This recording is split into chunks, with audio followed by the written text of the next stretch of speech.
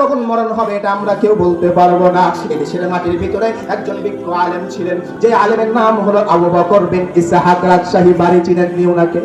আবু বকর একজন সুমিষ্ট কণ্ঠস্বর, একজন খুব সুন্দর আলেম ছিলেন। এদেশের মাটির ভিতরে আমার মতোই বক্তব্য দিয়ে বেড়াতেন, বিভিন্ন দেশে সফর করতেন, সারা বাংলাদেশ সফর করতেন। সেই আলেম, তার যে বয়স তো বেশি ছিল না, হঠাৎ করে মারা গেল গতকালকে। ও মুসলমান, তার সাথে কত রকমের আমার কথাবার্তা হয়েছে। আমাকে দাদু দাদু বলে ডাক দিত, আমাকে ছোট ভাই বলে সম্মান দিত, স্নেহ করত। আমি তাকে বড় ভাই বলে সম্মান দেওয়ার চেষ্টা করতাম। ও মুসলমান, ভাবতেই পারি না সে আল্লাহর বান্দা আলেম মানুষ মারা যাবে। হালকা বয়স, বেশি বয়স হবে না, মধ্যম পন্থায় বয়স হবে, 50 বেশি পার হবে না। ও মুসলমান, আজকে ওই লোকটা বাংলার জমিনে নাই, ওই লোকটা পৃথিবীর জমিনে নাই, অথচ কত হাজার হাজার মাহফিলের ডেট নিয়ে ছুঁয়েছে।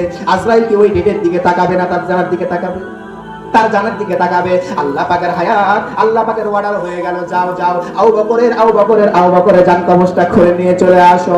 যখনই শুনলাম আবু বকর বিন ইসহাক মারা গেলেন, চোখ দিয়ে টলটল করে পানি পড়লো। কত মহব্বতের মানুষ ছিলেন, কত ভালোবাসার মানুষ ছিলেন। ফোন দিয়ে খোঁজ খবর নিতেন, বলতেন মামুন বিন কামাল, কেমন তোমার মাহফিল চলে?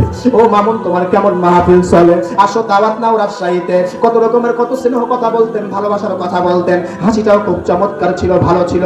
ও মুসলমান, সেই লোকটাকে এখন ফোন দিয়ে খোঁজ খবর নিব, এই সুযোগটা নাই।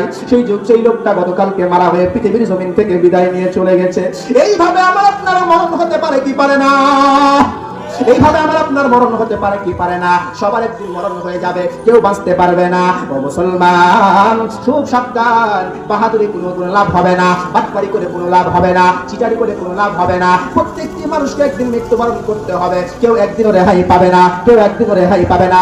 এদেশের মাটিতে যারাই রাজনীতি করে, যারাই বাহাদুরি করে, যারাই ক্ষমতাশীল দেখায়, যারাই টাকার গরম দেখায়, যারাই জমির গরম দেখায়, ক্ষমতার গরম দেখায়, তাদের একদিন ক্ষমতার গরম, জমির গরম, টাকার গরম 3.5 হাত কবরে গেলেই তারা টের পাবে, ঠিক কিনা?